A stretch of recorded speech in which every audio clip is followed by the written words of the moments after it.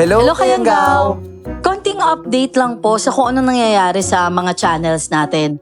Kung mapapansin nyo po, wala na tayong upload sa Soledad, sa Esperanza, sa Pinky at saka sa senior natin na channels at saka sa Bangungot Diaries. At saka kung mapapansin nyo rin po, nawala yung mga videos natin dito sa Miss Claire Horror Stories channel at saka sa Miss Love.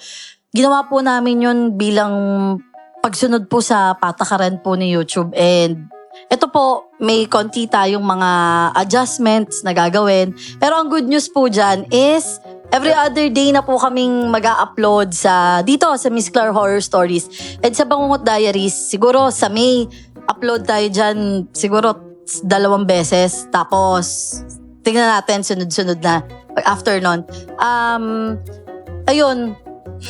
And Kayanggaw, bago pa lang natin simulan yung kwento, please, huwag niyo kalimutan mag-subscribe. Mag-comment kayo para sa next video, mas shoutout namin yung mapipili nating Kayanggaw. And especially, mag-like bilang para makita lahat ng mga Kayanggaw natin yung video nating to at mapahatid natin yung mensahe. Kasi ang simpleng pag-like sobrang laking tulong talaga para sa amin. Kaya Kayanggaw, enjoy! Enjoy po! Kayanggaw, ang kwento nga pala natin ngayon ay kwento ng Kayanggaw natin na si Rosita. Enjoy kayo sa pakikinig, ha? And ikukwento ni Claire yun sa POV ni Ma'am Rosita para mas madali nating maintindihan. Ito na po. Dear Miss Claire at Sir J, ang kwentong ibabahagi ko, panahon pa ng kabataan ko. At upang lubos na maunawaan ng lahat, ako si Rosita. At ito, ang aking kwento.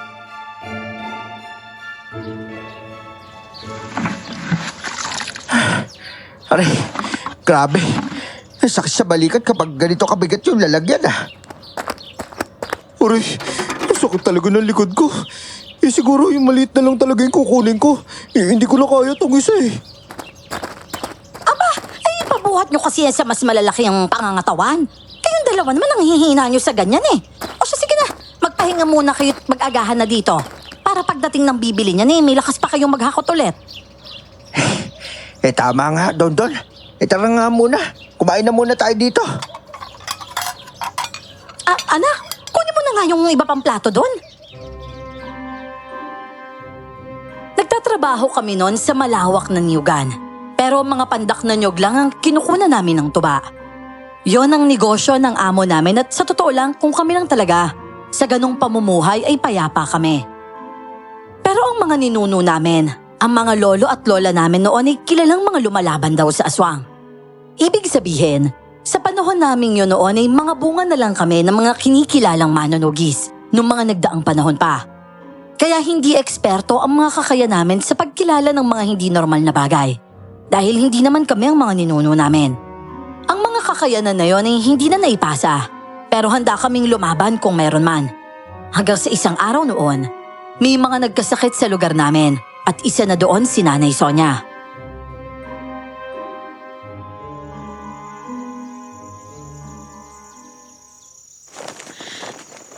Ay, ano ba naman ito? Parang bigla akong nahilo Aba, Sonia, nahihilo ka? Aba, matanda ka na para mabuntis ka pa. Ano ka ba naman, Sobel? Kapag ba nahihilo, buntis agad? Basta may tiningnan lang ako Tapos bigla na lang ako nahilo. Ano po ba kasing tiningnan nyo, Nay? Kasi nga kanina, Rosita, doon sa tanim ako ng kamote, may nakita ko matandang babaeng nakaputi tsaka mahaba ang buhok. Maputi na rin yung buhok niya Wala naman tayong ganong katandang babae dito, hindi ba? Nakatingin siya sa akin. Tapos nang umiwas naman ako ng tingin, Diyos ko, parang may pumitik sa bato ko. Mula nun, nahihilo na ako.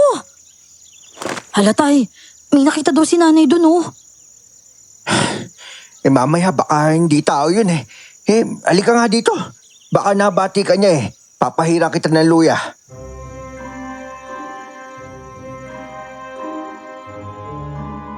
Ganun lang naman kasi ang ginagawa namin. Pinapahiran lang namin ng katas ng luya ang taong nabati ng kung ano. Ang bati kasi, masama talaga sa pakiramdam yon, pero madali lang naman tanggalin.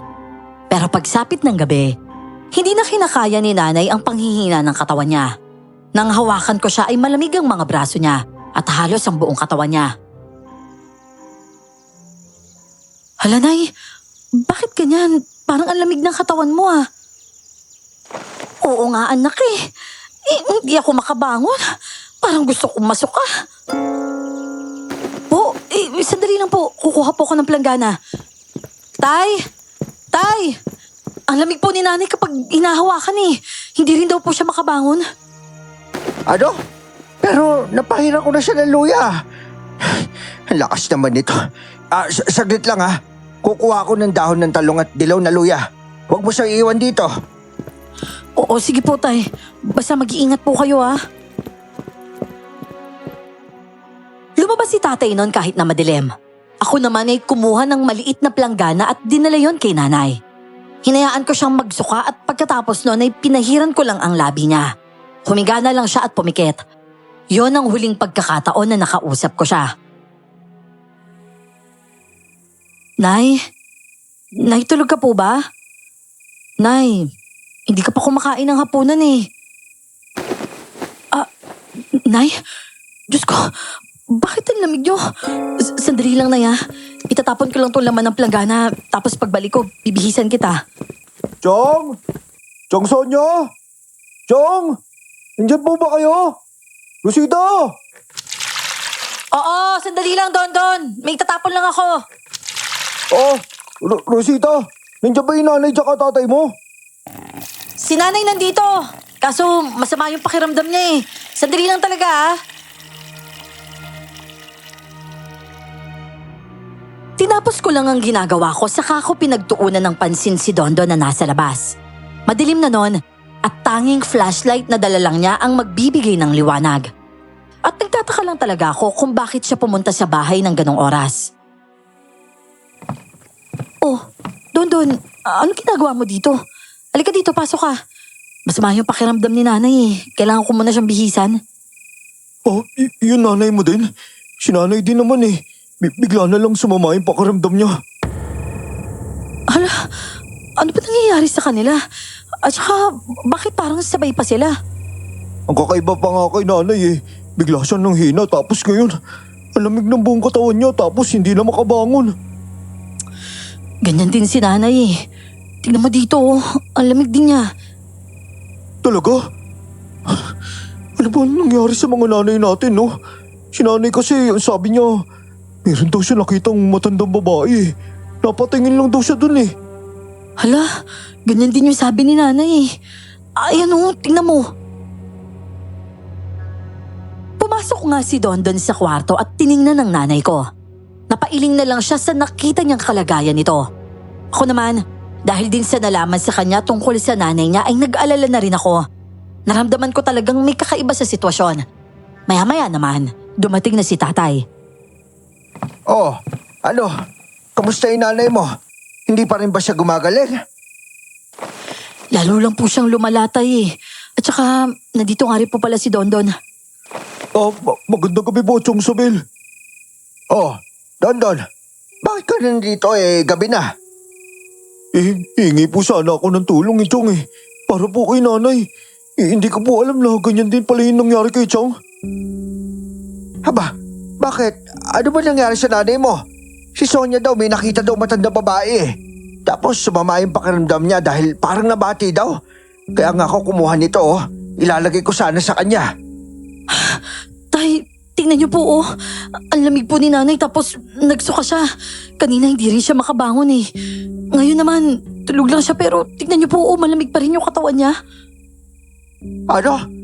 Saglit nga. Titignan ko. Dali-dali naman si tatay na pumunta sa kwarto at sinuri si nanay. Sumunod naman kami at habang ginigising niya si nanay, hinahanda ko naman ang damit nito. Nagsisimula din ako noon panghinaan dahil kahit anong gising niya kay nanay, hindi na rin ito sumasagot. Pero syempre humihinga pa naman. Kaya dali-dali siyang bumalik sa kusina para gawin ang dapat gawin. Binigyan niya rin si Dondon ng mga nakuha niyang gamot para makaalis na rin ito at maasikaso na rin ang nanay niya doon. Chong, maraming salamat po talaga. alis na po kaagad ako para maasikaso ko na si nanay doon. O siya, sige Don. Mag-iingat ka ha. Baka mamaya ikaw naman yung makakita sa matanda sinasabi nila. Naku, kapag nakita ko siya hindi ko na palalagpasin yun oh. Napakasira ulo na matandang yun.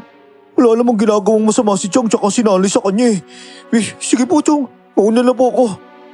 O siya, sige. At saka ito, aasikasuhin ko na rin tong Chang Sonya mo. Pagkaalis nga ni Dondon ay agad kong sinara ang pintuan. Habang ginagawa ni tatay sa kusina ang gamot para kay nanay, ako naman ay binibihisan ko si nanay sa kwarto. Saktong tapos na ako saka naman pumasok si tatay at nilagyan niya ng gamot na ginawa niya si nanay. Luya na puti at dilaw, tsaka talong na dinikdik ang ginawa niya. At tinali niya ito na magkahalo sa uli ni nanay at sa tiyan din. Pinahiran niya rin nito ang mga palad ni nanay pati ang talampakan. Inaasahan namin na kinabukasan noon, maayos na si nanay. Pero nagkamali kami dahil parang wala namang nagbago. Nanay, gumising na po kayo. Mabigat pa rin po ba yung pakiramdam nyo? Nay.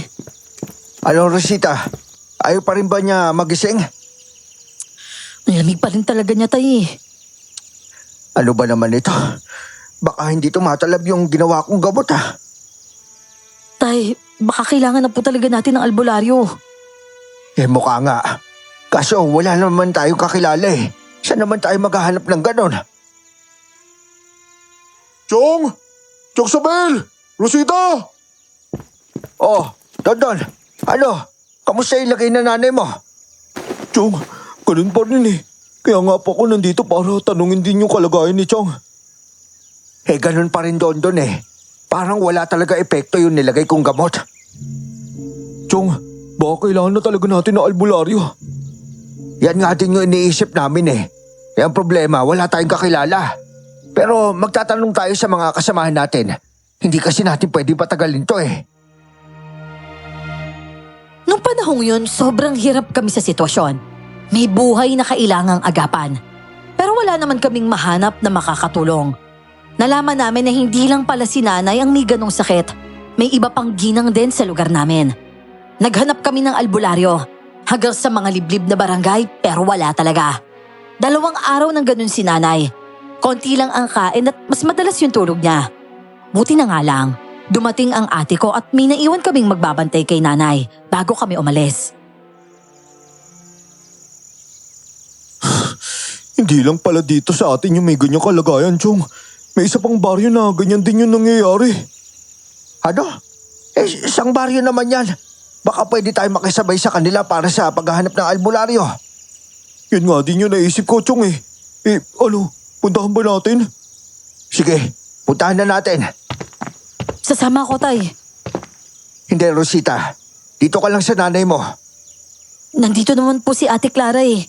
Hindi naman nila pababayaan si nanay. Baka kasi sa lugar na yun, may makita tayong makakatulong kay nanay tapos may kailangan tayong dalahin o bitbitin. Mukha wala tayong makikitang ganyan doon eh. Ano bang dapat natin kunin? Pero sige, kung gusto mo sumama, tara.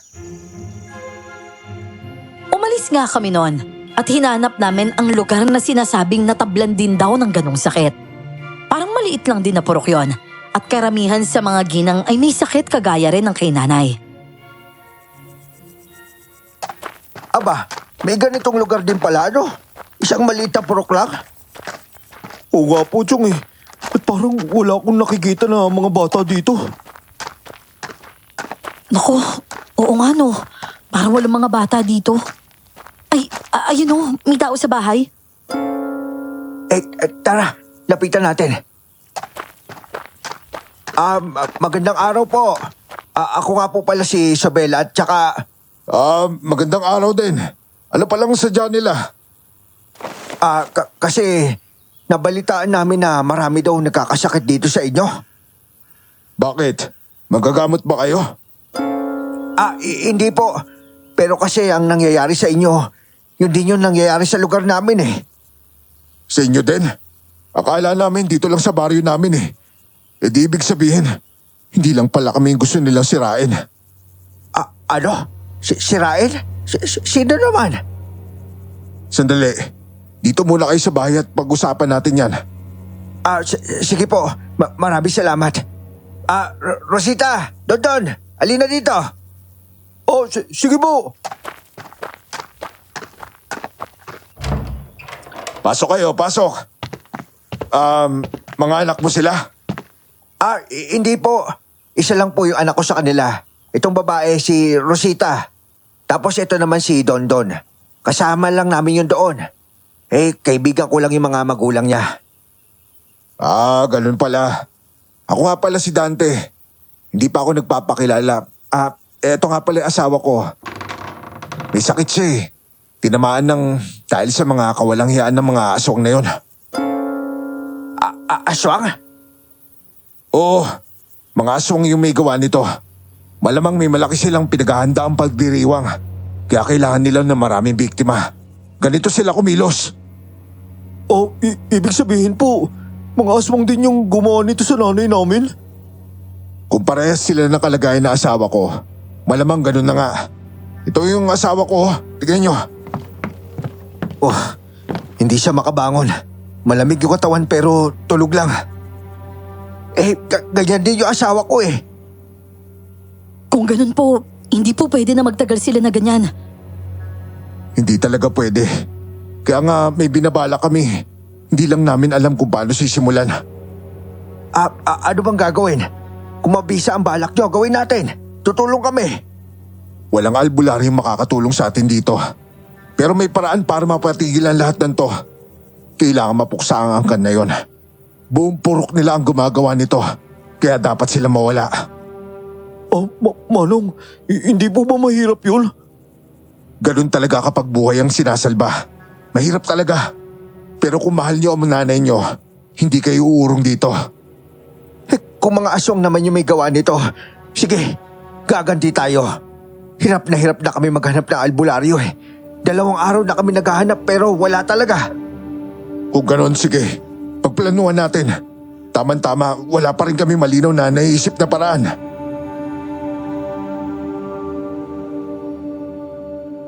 Ipinakilala kami ng lalaking yon sa mga kasama niyang handaring makisama sa pagbuo ng plano. Ayon sa kanila, matagal na nilang kaaway ang mga aswang na yon. Inubos daw ng mga ito ang mga marurunong sa lugar nila.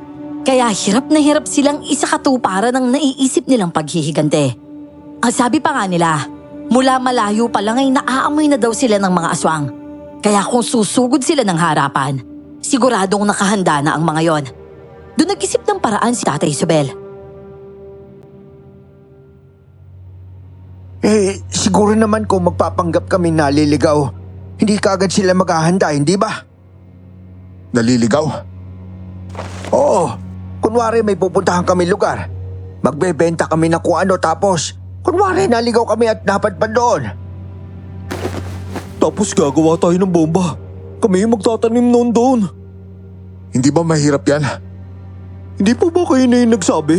Kapag buhay yung ililigtas, mahirap po talaga pero kaya naman natin to, sigurado ko. Kami na ang gagalaw. Hindi naman nila alam na may ugnayan tayo eh. Kayo yung gagawa? Tay, hindi ka ba natatakot? Hindi, Rosita. Para ito sa nanay mo. Kung ganon, sige. Ano mismo ang naisip mong gawin?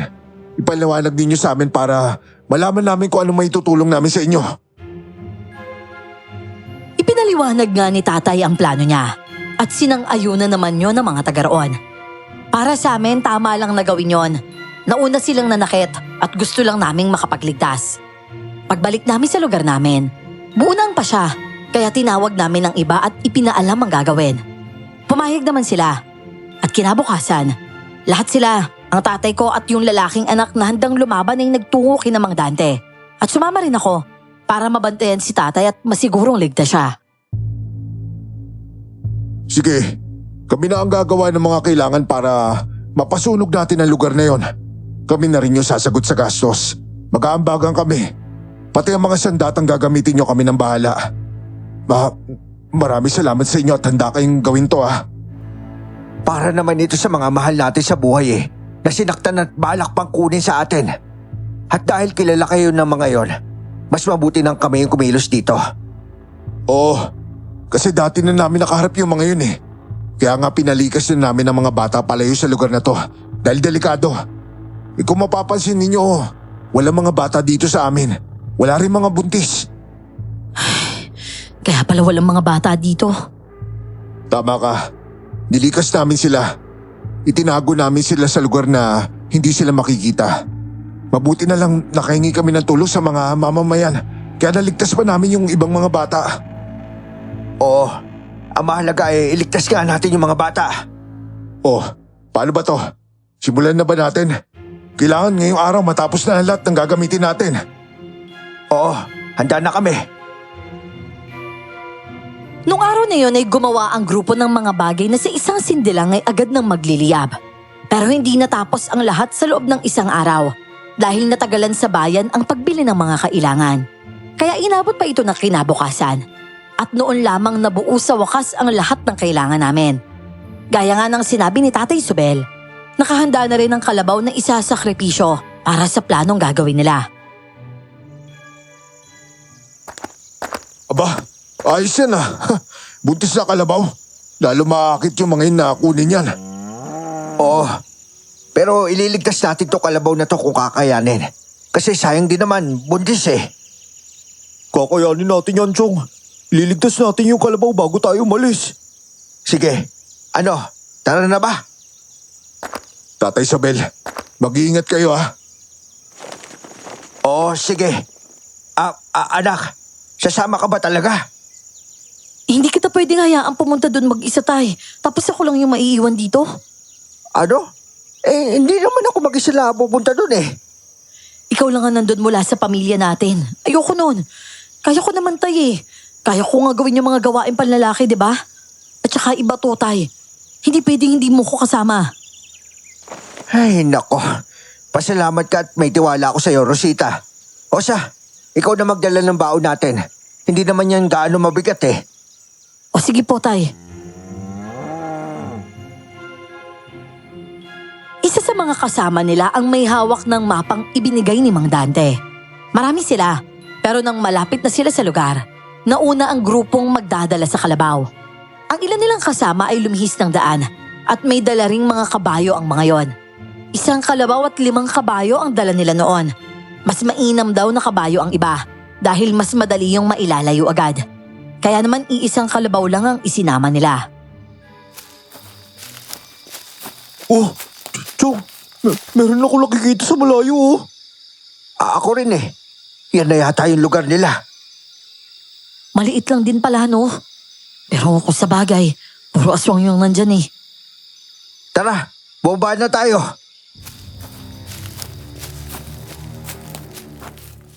Sa pagkakataong yun ay wala kaming dalang kahit anong pananggalang. Yun kasi ang bili ni Mang Dante. Kailangan daw ay magmukha kaming inosente sa paningin ng mga aswang. Kapag may dala kaming panangga, mahahalata ng mga yun na handa kami. Kaya kahit nga luya wala kaming dala. Isa yun sa pinaka nakakakabang hakbang na ginawa namin. Pero si nanay lang ang laman ng isip ko. Kailangan maibalik siya sa dati niyang kalagayan. Ganon din si Dondon. Kaya naman buo ang loob niyang iligtas ang sarili niyang ina. Gayon din ang iba pa naming mga kasama. 5 kaming bumaba noon, kasama ang kalabaw na dala namin. At doon na kami nagpanggap na naliligaw. Inilabas ni Dondon ang mapa at nang may makita kaming tao, nagkunwari kaming nalilito sa daraanan bago kami lumapit at nagtanong. Oh, magandang araw po.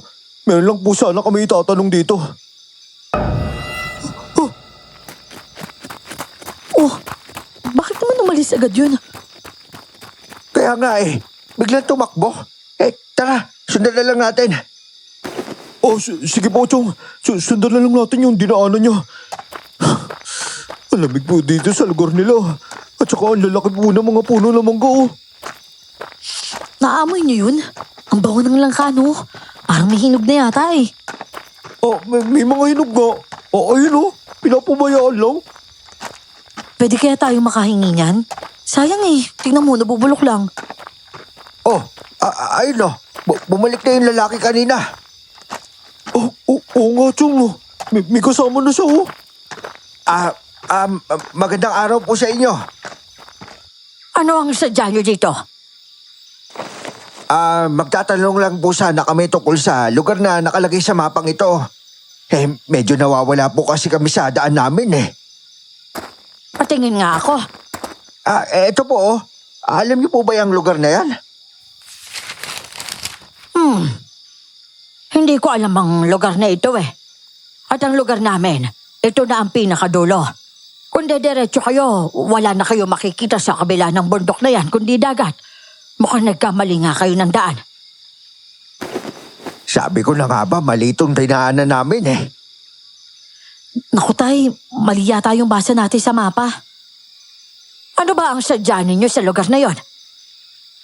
Bale, tagaroon po kasi yung bibili nitong kalabaw namin. Malaki po kasi halaga eh. Kaya pumayag kami ibenta. Nagkita lang ang amo namin at saka yung mamimili sa ibang lugar.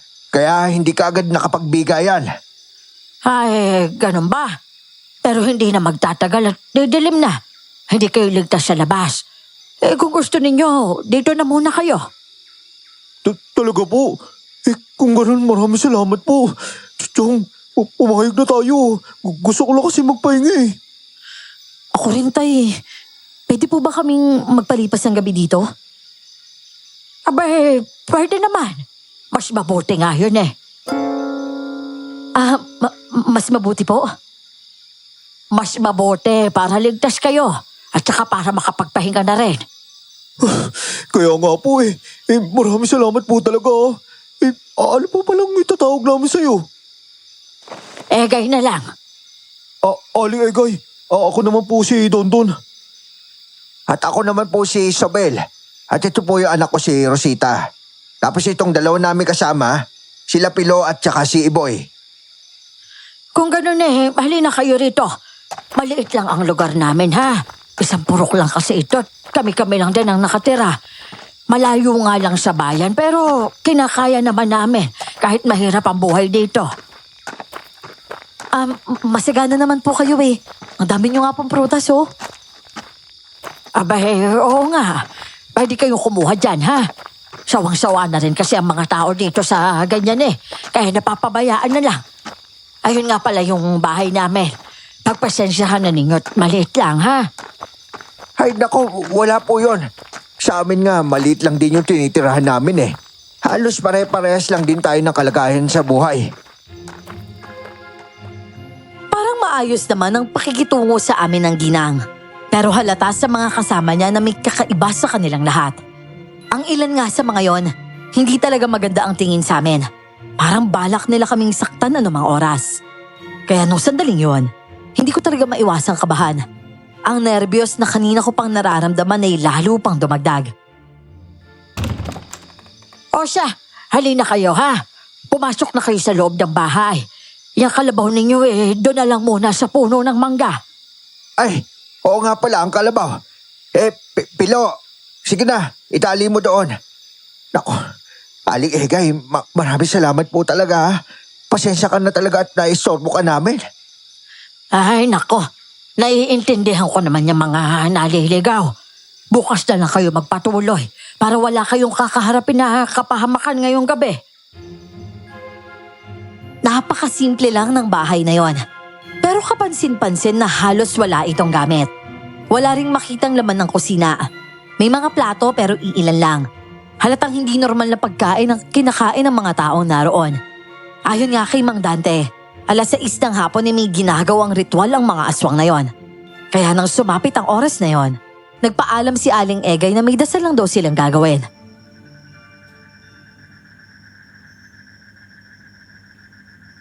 Wala kasi kaming simbahan dito. Kaya para magampanan pa rin namin ang tungkulin namin sa relihiyon dito na lang kami nagdarasal. Tuwing hapon talaga namin yung ginagawa. Ganun o ba? O sige, dito na lang muna kami sa bahay ninyo at magpapahinga. Pwede naman kayong kumuha na kahit anong prutas diyan kung gusto niyo kumain. Nabubulok lang naman ang mga yan Sayang din. Naku, maraming salamat po talaga, Aling Egay ah. Hindi talaga namin tatanggihan yan. Nang makaalis na nga ang ginang ay nagsinyasa na kaming kumilos. Tamang-tama rin ang naunang sinabi ni Dondon na manguha ng prutas. Paglabas namin ng bahay, nakita namin ang mga tao roon na papunta sa iisang lugar. At karamihan sa mga yon ay kakaiba kong makatingin sa amin. Tay, ayos pa po ba talaga tayo dito? Parang hindi na maganda yung tingin sa atin ng iba oh. Kumalma ka lang, Rosita. Gawin lang natin yung nasa plano. Inasahan na natin ito bago pa tayo umalis Iba talaga kung makatingin yung mga tao dito eh. Parang gutom sila oh. Ano? Nailagay mo na ba yung isa doon sa bahay? Opo, Chong. Sige. Pilo, ilipat mo ang kalabaw malapit doon sa napiling nating daan mamaya sa pagtakas. Huwag mong higpitan ng tali para madali natin siya makuha. O kaya mauna ka na. Iwan mo dito si Iboy. Salubungin mo na lang yung iba doon mamaya. Dalahin mo na yung kalabaw. Sumunod naman si Pilo.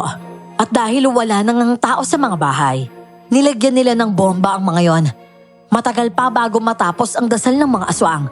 Kaya naman halos naikutan namin ang buong purok. Grabe. Wala talagang naiwan kahit isa sa mga bahay, no? Tama nga yung sinabi ni Mang Dante. Kahit anong mangyari, kailangan nilang daluhan yung dasal, no? Kaya nga bilisan natin. Lagyan na natin ang lahat bago pa matapos yung dasal nila.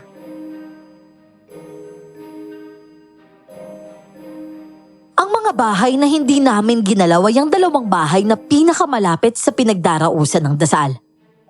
Pero may isang aswang na napalingon sa amin at nakita kaming dala ang mga yon. Tay, sumusunod siya oh.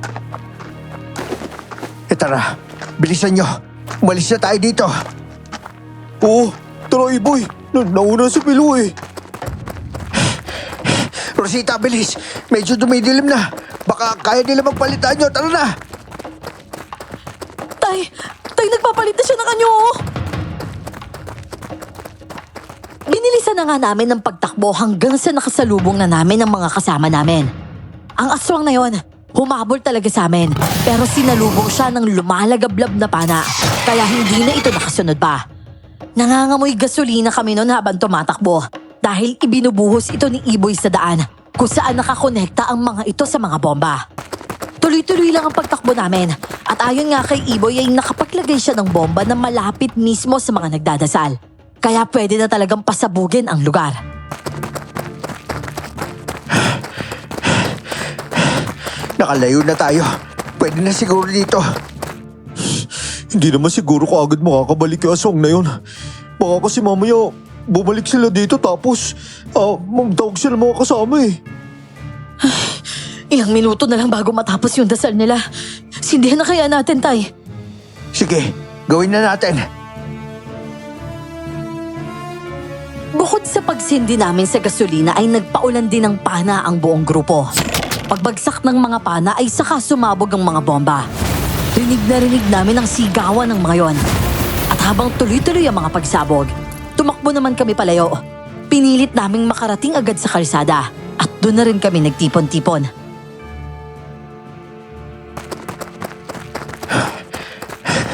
Wala na. Tapos na.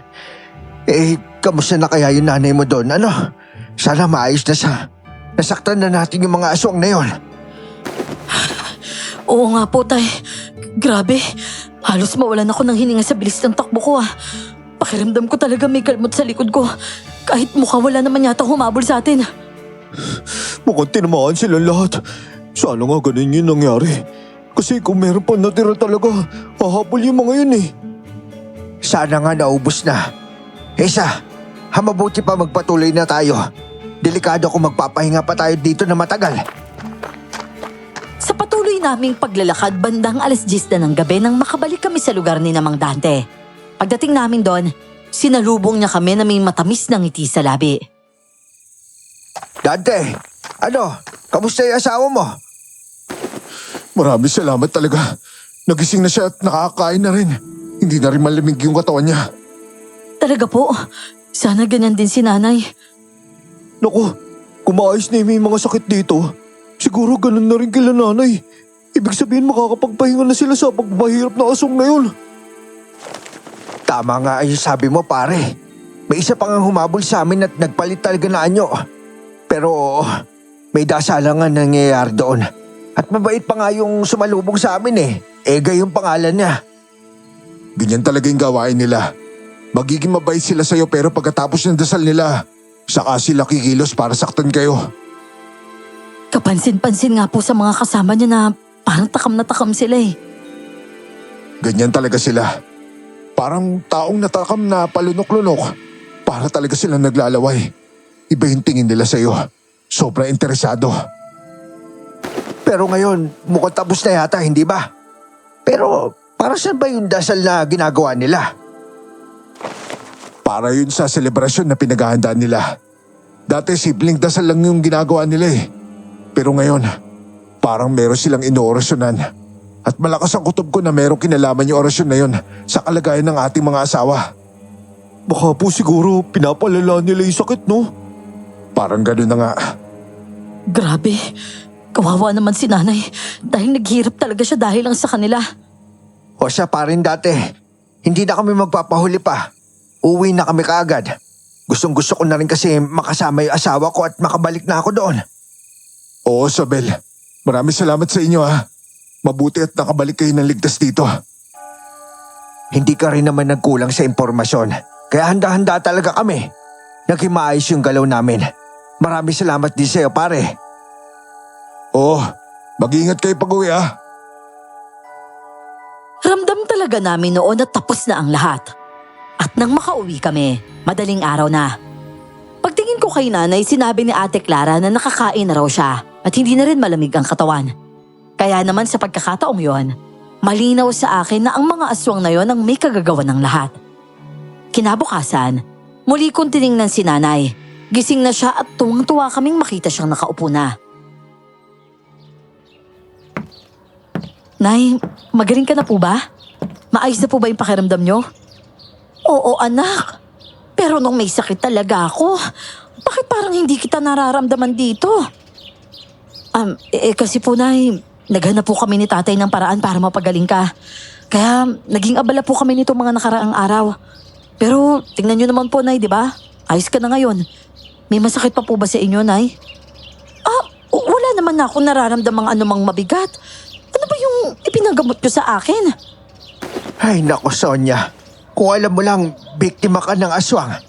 Mabuti na lang nalaman namin yung tungkol sa baryong may ganyan sakit sa mga babae. Makaginang din at karamihan yata mga kaedad mo. Kaya pinuntahan namin yung lugar ng mga aswang tapos sinupok namin yung lugar nila. Kaya yan, magaling ka na ngayon. Ibig sabihin ba niyan, nabati ako ng aswang? Ganun na nga. At hindi lang ikaw. Marami kayo dito sa lugar natin yung nagkasakit ng ganyan. Sinasabi ko na nga ba? May kakaiba talaga sa matandang yun eh. At hindi lang pala ako. Opo, Nay. Hindi lang po dito sa baryo natin. May iba pa nga pong lugar na ganyan din eh. Tapos nagkasakit din yung mga tulad niyong ina doon. Kaya nagsanib puwersa kami para mapuksa yung lungga ng mga aswang na yon. Ngayon tapos na sila. Yan yung dahilan kung bakit magaling ka na ngayon. Sinasabi mo ba na lumaban kayo sa mga aswang? Opo, Nay. Kailangan eh. Pero hindi rin naman talagang harapan yung labanan kasi hindi naman kami nagkaharap-harap ng lubusan. Maliban na lang po doon sa isa. Pinasabog nga po namin yung lugar nila eh. Ay, naku Diyos ko. Buti na lang at hindi sila nakagante. Paano kung may mga nakaligtas pa? Di sana yari kayo doon. Marami naman kami, Sonia. At kaya naman namin protektahan yung isa't isa.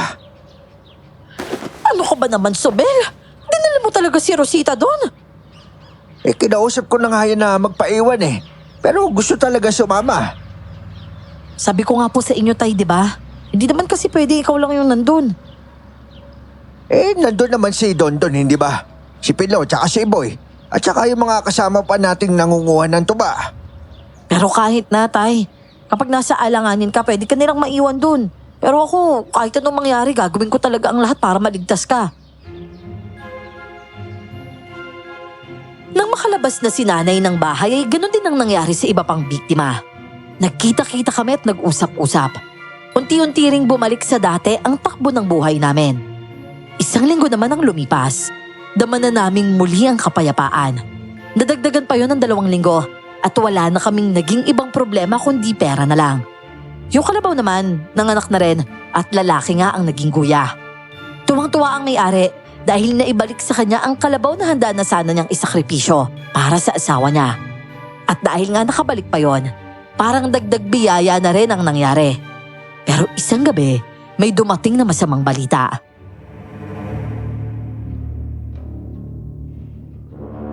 Chong! Chong Sabel, gising pa po ba kayo? Kailangan namin ng tulong. May nasusunog pong bahay doon sa dulo. Bahay po nila Pilo. Ano sabi mo? Nasusunog daw po yung bahay nila Pilotay. Anak na, bakit naman nasusunog? Puntahan mo nga, Sabel. Mukhang hindi biro yung sunog na yan eh. Oo nga po, tay. Ayun po oh. Ang laki po ng apoy. Sa kanila nga yun. Sige, pero nasa si Dondon? Umalis na ba? Umalis na agad yun. Alam naman siguro niyang narinig mo na eh. Kaya sige na, tulungan mo na sila doon. Ay naku, hindi. Sasama na rin ako. Ako rin po, tay. Kukuha lang po ako ng balde. Kanya-kanya kaming bitbit ng lagayan ng tubig. Pagdating namin doon, lahat ng tao sa bahay ay nasa labas na. Maliban na lang kay Pilo. Nagmadali kaming apulahin ang apoy gamit ang tubig. Pero ang masaklap doon, hindi kinaya ng tarog ang biglaang pagkaubos ng tubig sa mga tadyaw na goma. Napatay man namin ang apoy ay huli na. Nasunog na si Pilo sa loob ng bahay. Wala na si Pilo. Wala na yung tropa ko. Dondon, pasensya na kayo ha. Nahuli kami. Bakit hindi ba siya nagising kaagad? Hindi daw siya nagising kaagad, Chong. Nasunog yung kulambo niya. Hindi man lang naabot ng pamilya niya. Yung nanay nga niya, ayan o. Sunog yung balat tsaka yung kamay tsaka yung braso niya. Hihilahin na sana nila si Pilo eh. Pero hindi nila nagawa yun dahil bumagsak na daw yung bubong nila. Diyos ko, ang daming sugat ni Maring Tessa. Kailangan natin sila madala sa ospital. Oh, pati yung mga bata may mga paso rin. Oo nga po, Nay. Yung maliit na bata may paso rin, oh. Pero hindi naman malala yun dahil nailabas din kaagad siya. Sigurado ako nasindak yung mga yan. Tara, dalhin na rin natin sa ospital. Dahil nasa bundok ang lugar namin ay malayo kami sa bayan. Ang sinasakyan namin kapag bababa roon ay mga sasakyang sanay lumaban sa lubak-lubak. Mabilis nilang inahanda ang mga yon at nagtulong-tulong kami para madala agad sa ospital ng mga biktima. Pero si Pilo, wala na talaga. Nadala agad siya sa morgue. Pagdating nga namin sa ospital, halatang halata ng mga taga-bundok kami. Hindi man lang kaming maayos na nakabihis. May ilan pa nga sa mga lalaki namin kasama na tali lang ang ginawang sinturon sa short. Ang mga damit namin, punit-punit. Ako nga magkaiba pa ang kulay ng swelas ng tsinelas ko. Nakapajama lang ako, may punit pa sa bandang binte at hindi rin nasuklay ang buhok ko. Ano, Sabel? Kumusta na si Maring Tessa?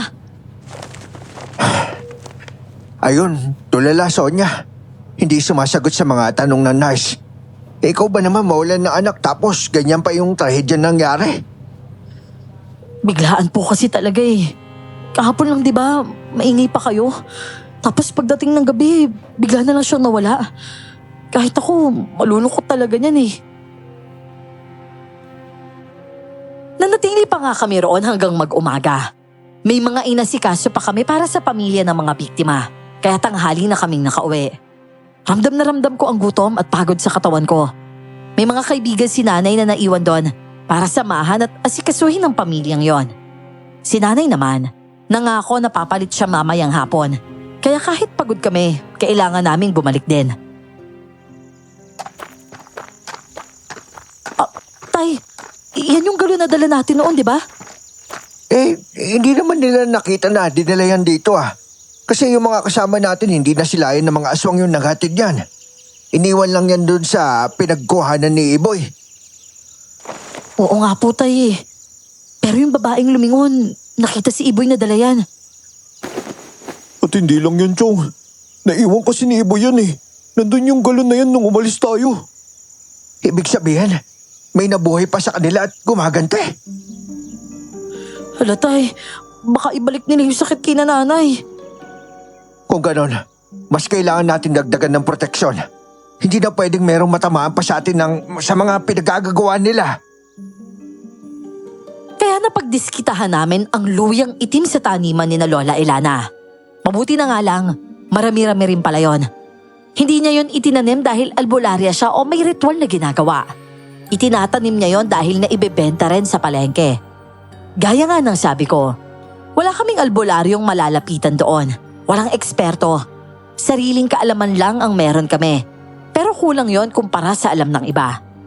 3 araw naman ang lumipas.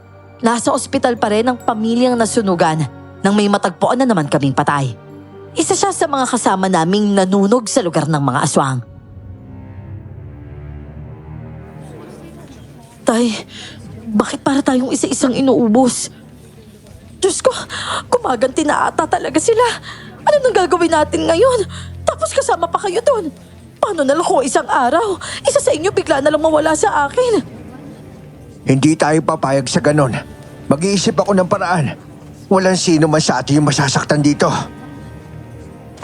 At saka tay, may mga bata din dito sa lugar natin eh.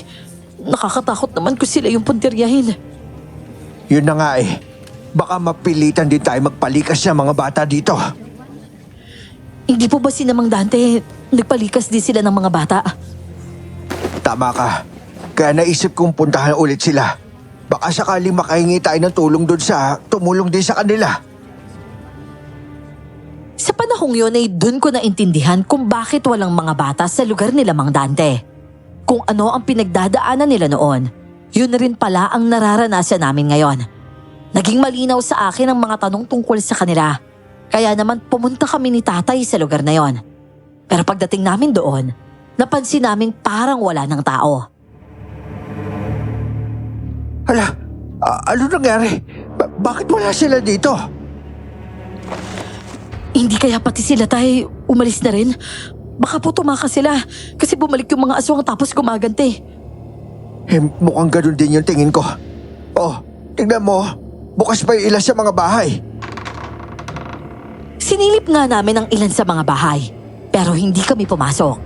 Kita namin nakalat ang loob ng ilan na parang may mga nagmamadaling umalis. Habang patuloy kaming sumisilip ay may napansin akong upos ng sigarilyo na parang kapapatay lang. Oh, sigarilyo po ito taya. May tao yata dito sa lugar nila. May bagong upos pa eh. Oo nga no. Baka nga meron bumalik dito. Sino kaya yon? Hahanapin po ba natin? Sige, tara. Hinanap nga namin kung sino ang may-ari ng sigarilyo. Pero wala kaming nakitang kahit sino doon. Nagtawag pa nga kami ng nagtawag hanggang sa may nakita kaming isang bahay. May nakasulat sa dingding gamit ang pentel pen. Ang nakalagay doon, huwag kayong basta-basta magtitiwala. Rosita, mukhang ito na yung mensahe nila sa atin. Baka may nagpapanggap siguro.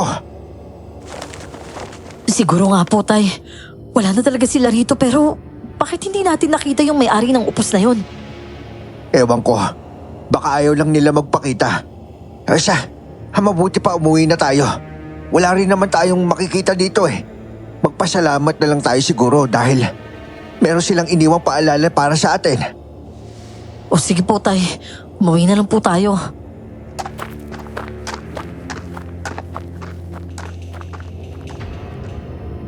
Umuwi na lang kami ni tatay pagkatapos nun. Pero bago kami tuluyang makaalis sa lugar, may natanaw akong lalaking naglalakad palayo. Sasabihin ko sana kay tatay na may nakita ko, pero masyado na siyang malayo, kaya naman hinayaan ko na lang din. Oh, ibig sabihin umalis na sila? Baka yun nga yun naisip nilang paraan para makalayo sa mga aswang na yun. Sa tingin ko mukhang may nakaligtas talaga doon. Tapos, may gumaganti na. Yan nga din yung problema natin eh. Kung lilikas tayo, saan naman tayo pupunta? Magplano na lang po tayo, tay. Gumawa na lang kaya tayo ng pananggalaban sa mga nilalang na yon. Napapasok kasi nila tayo eh. Kasi di ba wala naman tayong harang? Walang harang? Ibig mo sabihin, gagawa tayo ng harang? Opo, tay. Oo nga pala, Chong. Hindi ba takot yung mga aswang sa pinatulis sa kawayan? Paano kung ganun na lang yung bakod natin? Oo nga no. Yan na lang yung gawin natin para kahit paano maprotektahan natin yung isa't isa dito. Kaya tuwing umaga ay tinatapos muna namin ang pagtitinda ng tuba. Pagdating ng hapon, tulong-tulong naman ang lahat sa paggawa ng bakod. Kailangan kasi lahat ng bahay sa amin ay mapasaloob doon. Yung mga bahay na malayo, napilitang ilipat palapit.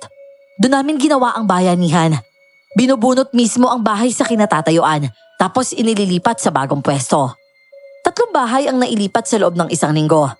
At dahil may mga nagpupuyat, walang nawawala sa amin. Palagi kasing may apoy na nakasinde.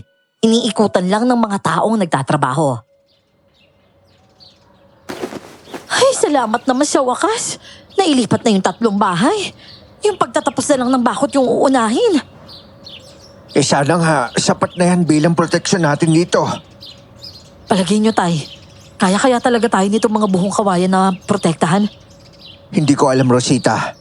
Pero madalas yan yung ginagawa sandata ng mga mangangaso labas sa mga aswang. Hindi talaga natatapos ang bakod sa isang araw. Kaya naman may mga nagpuyat pa rin kinagabihan. Doon dumating ang may-ari ng nyugan kasama yung buyer ng tuba. Akala namin hindi siya sang-ayon sa mga pagbabago sa lugar.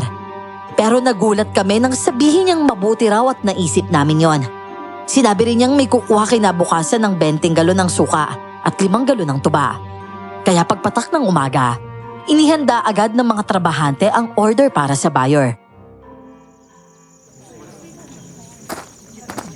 Chong, hindi puno yung isa. Ubus na po yung tuba. Ha? Naku, paano yan? Kukulangin yung order natin. O ito, Sobel, may nakuha ako. Pero sa labas ko ito nakuha. Nilagyan ko kasi ng sisidyan yung isang nyug doon na may ubod na rin. Sakto siguro ito para mapuno. O Tay, ayun na po pala eh. Naku, Chong. Hulog talaga kayo ng langit. Ayos na yung problema. Maraming salamat po talaga. Oh, ayun na pala sila eh. Oh, ayun na, dumating na sila. Oh, grabe. Lalaki naman ng mga gulong na sasakyan na yan. Yan na yata yung kukuha, oh. Eh kung ganon, ihanda na natin. Oh, ayan na, Umi, bumababa na. Ako na isasalubong. Ihanda nyo na yan dyan, ha? 2 lalaki ang bumaba mula sa sasakyang may malalaking gulong. Mukha silang kaedaran ko lang. Sinalubong sila ni nanay, habang ako naman ang naging tagabilang ng mga galon ng tuba at tagakwenta na rin ng kabuuang halaga ng order. Tamang-tama ang dating ninyo. Naibaba na namin yung mga tuba. Ganun po ba? Kung ganun, maraming salamat po. Hindi na rin po kami magtatagal pa. Baka gusto niyong kumain muna dito. Siguro sa susunod na lang po. Kailangan kasi namin mahatid kagad itong mga to eh. Ganun ba, iho? Opo, maraming salamat po. Napansin ko yung isang lalaki. Pagala-gala ang tingin niya, lalo na sa bakod na nakapalibot sa lugar namin. Malawak kasi yon, kaya parang sinusuri niya talaga. Sinili pa niya hanggang sa abot ng paningin niya kung saan nagtatapos ang hangganan ng bakod. At nang makaalis na sila, kinausap naman ako ni Dondon tungkol doon. Rosita, bakit kaya paikot-ikot yung mata ng lalaking yun? Napansin mo rin pala yun? Oo eh. Parang may inaalam siya tungkol sa lugar natin. Tsaka duda ka rin pala, no? Hoy, kayong dalawa, ano yung pinagbubulungan nyo dyan? Nay naman, hindi naman po kami nagbubulungan. Ang lakas nga po ng boses ko eh. Oy, siya sige, nag-uusap na lang. Ano nga yun? Yung lalaki po kasi napansin niyo po ba kung gaano kalikot yung mga mata nun? Ano ba kayo? Kaibigan daw ng amo natin yung tatay nun. Baka nagtataka lang siya sa lugar. Dahil halatang bago yung bakod, di ba? Tapos may mga bahay pang hindi na ibaon ng maayos yung mga haligi sa lupa. Kahit naman sino sigurong unang beses makakita ng ganun, mapapatingin talaga. Tama siya, Rosita. Tayo naman, nag-isip naman tayo na masama kaagad sa kanya. Pero para sa akin, iba ang pakiramdam ko sa lalaking yon. Parang may alam siya, isang bagay na gusto kong malaman. Yun ang unang pagkikita namin at nasundan pa yon sa mga susunod na araw. Dahil bumabalik siya para bumili ng ilang galon ng tuba sa amin. At sa mga araw ding yon, may mga umatake sa amin. Mabuti na nga lang, nadepensahan namin ang mga kasama namin. Ay, mabuti na lang talaga epektibo tong mga buong kawayan. Pero Chong, paisa-isa o dalawa-dalawa lang yung sumusugod sa atin eh. Paano kung inaalam lang talaga nila yung kaya natin gawin? Oo nga po, Tay. Paano kung sa susunod nilang pag-atake, kabisado na nila tayo? Ito ang tandaan nyo. Walang masama ang nananalo sa kabutihan. Yan lang yung tatandaan nyo. May punto naman si tatay. Pero hindi talaga maiiwasang maramdaman na hindi sapat ang rason na yon para manalo kami. Isang gabi, buo na ang bakod. Nailipat na rin ang 3 bahay at natutulugan na ng bawat pamilya. Pero may umatake na namang aswang. Isang bahay ang pinuntirya nila at kakilala namin ang nakatira roon. Nasira nila ang bakod kaya nakipagbakbakan ng mga tao. May mga nasugatan pero sa hindi inaasahan ay may mga dumating at pinatay ang mga aswang na umatake.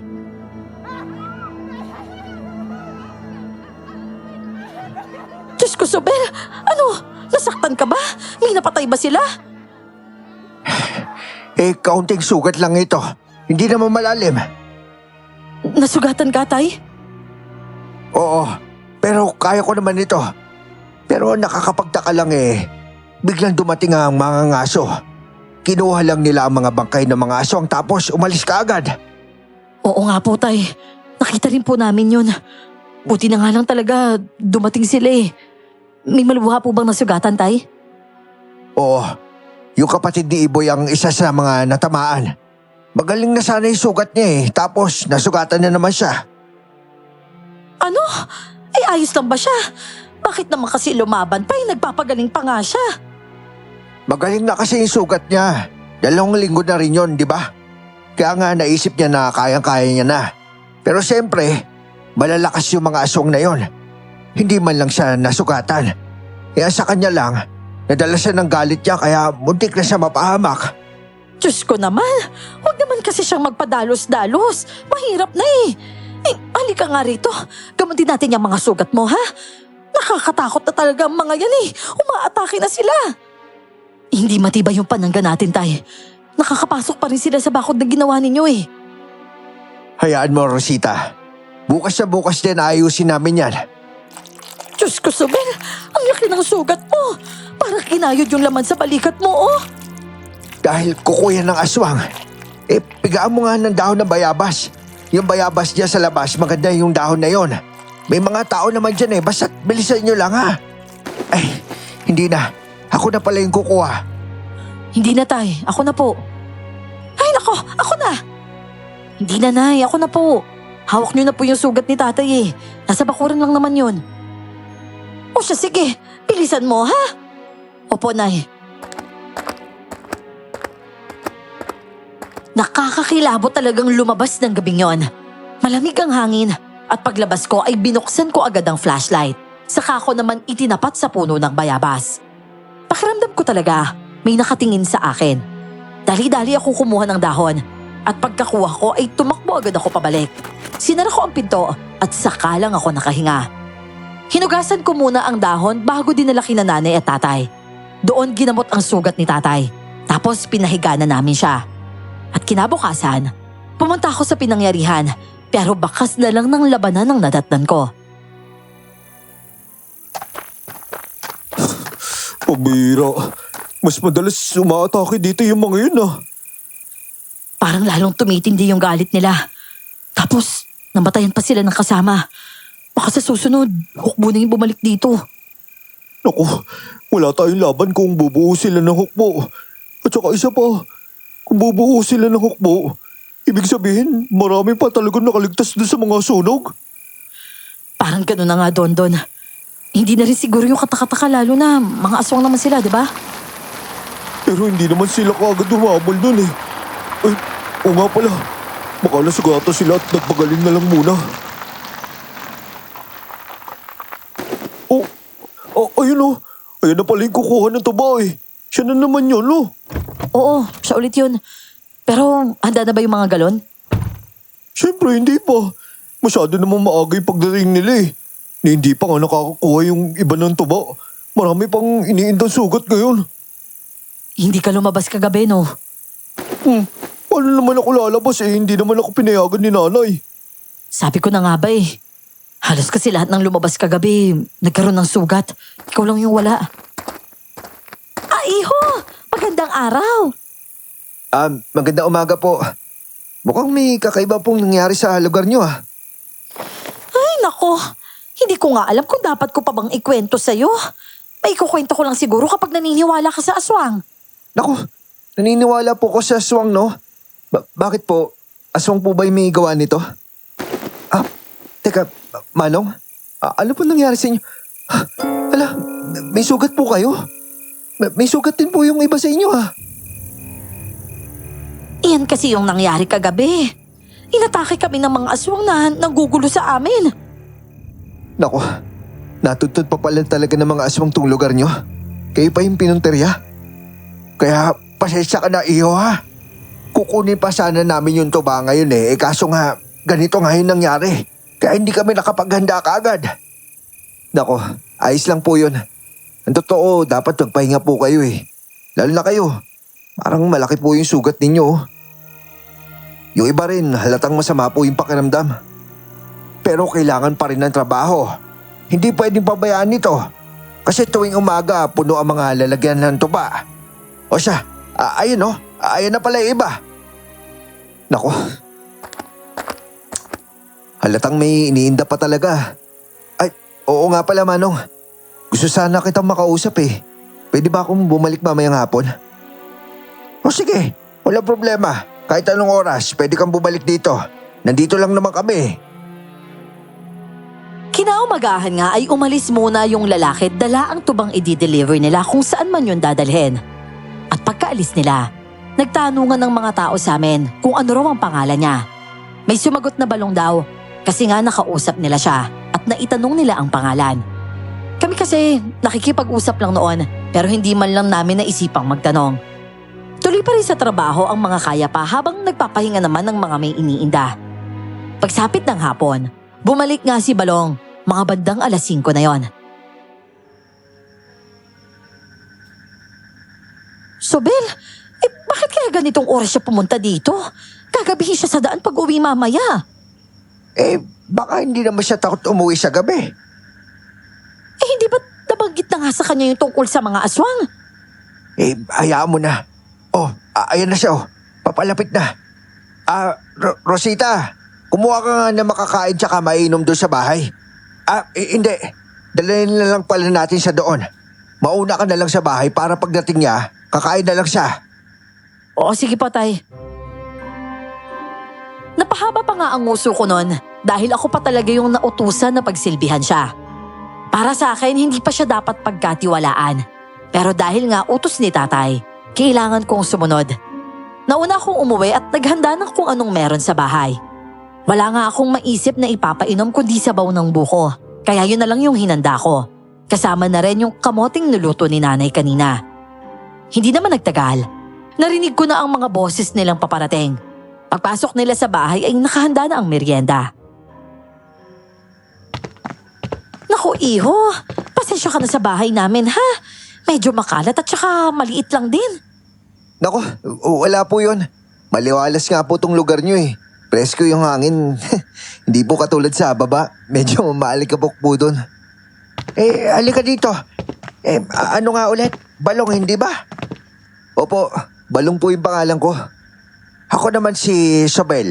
Chong Sobel na lang itawag mo sa akin. Tapos ito naman yung asawa ko, si Sonia. At ito yung anak ko, si Rosita. Kinagagala ko po kayo makilala. Sige, maupo ka na. Maraming salamat po. Iho, wala kang kasama? Masyado na kasing hapon tsaka mag-isa ka lang. Wala naman pong problema sa akin yun Nandito lang naman ako kasi meron po ako impormasyon na sasabihin sa inyo. Impormasyon? Opo. Ang totoo po niyan, hindi lang po ako basta na bumibili ng tuba sa inyo. Paraan ko lang po yun para makalapit sa grupo nyo. Ha? Ano makalapit? Bakit ka naman lalapit? Abay, oo nga. Bakit gusto mo makalapit sa amin? Dahil meron po kayo nagawang pagkakamali. Ano pagkakamali? Sa pagkakaalam nga namin kami yung inargabyado dito eh. Tama ka. Nagrabayado kayo at kinontrol kayo. Ang totoo niyan, ginamit lang kayo ng grupo na mangkukulam para makaganti sa grupo ng aswang. Ginamit? Paano naman nangyari yun? Sandali. Sino yung grupo na mangkukulam na sinasabi mo? Malinaw naman sa amin yung lahat eh. Nung sinunog namin ang lugar na yon, biglang gumaling yung asawa ko. Bahagi yun ng panluloko nila. Pinaniwala nila kayo na aswang yung may kagagawan na sakit na kumakalat dito. Ano? Pero sa lugar nila meron din ah. Yung asawa na kausap namin doon meron din sakit. Ang sabi ko nga po, bahagi yun panluloko nila, Manong. Teka nga lang, ano ba palililang? Oo nga. Ipaliwanag mo nga sa amin na maayos. Hayaan natin siya magsalita. Bale, matagal na po magkaaway yung grupong yon. Ang mga aswang, mangkukulam at mambabarang. Itong mga aswang na yon, nakipagkasundo sa grupo ng mga mangangaso. Hindi sila nananakit ng mga inosente. Maliban na lang kung may taong mananakit sa kanila. Tapos sa panig nila, may mali tayong nagawa bilang mga tao. At hindi nila naintindihan na niloko lang kayo ng mga mangkukulam. Dahil mga tao rin yung mga mangkukulam. Inisip nila na kampi tayo sa kanila. Naku, Diyos ko! Paano na yan? Yung sakit po na kumalat dito, kagagawan nyo naman kukulam. Nasa plano rin nilang ipaalam sa inyo na kung saan sila mamamalagi para makita nyo at isipin na hindi lang kayo yung biktima kundi sila rin. Pinaniwala nila kayong mga aswang ang gumagawa ng sakit sa inyo. Pero hindi yun. Walang ganyang kakayanan ng ganong uri na aswang. Karaniwan lang sila, pero mababangis na karaniwan. Teka, kung mangkukulam ang naglagay na sakit sa lugar na to, ano naman yung nangyari sa lugar nila? Pagpapanggap yon, Manong. Sinadya nila maging malubhang kalagayan nila para makumbinsi kayong sugurin yung lugar na yon. Hindi nila kayang gawin yun mismo dahil kabisado na sila ng mga aswang. May mga panangga na laban sa kanila yung mga yon dahil pat isa sa mga kasamahan nila tumiwalag at kumampi sa aswang. Kaya pala kami yung pinasugod nila? Kung maalala nyo, walang ni isa sa kanila yung sumama sa pagsugod, di ba? Kasi kung meron sumama sa kanila kahit isa, malayo pa lang mararamdaman na sila ng mga aswang. Pero kayo, malayo pa lang mararamdaman na rin ng mga aswang. Pero iisipin nila na normal kayo mga tao at inosente. Tinupad nila ang pangako nila sa amin na wala silang tao sasaktan. Kaya hindi nila kayo pinatay noon. At kung walang ganong pangako? Malamang pinatay na rin nila kayo. Ay, naku, Diyos ko! Buti na lang pala may ganong kasunduan. Pero hindi pa rin mabuti yung nangyari. Kasi kayo ngayon yung binabalikan nila. Pambihira na yan. Ang pulida talaga ng ginawa nila. Na hindi man lang kami nagduda dahil sa mga nakita namin.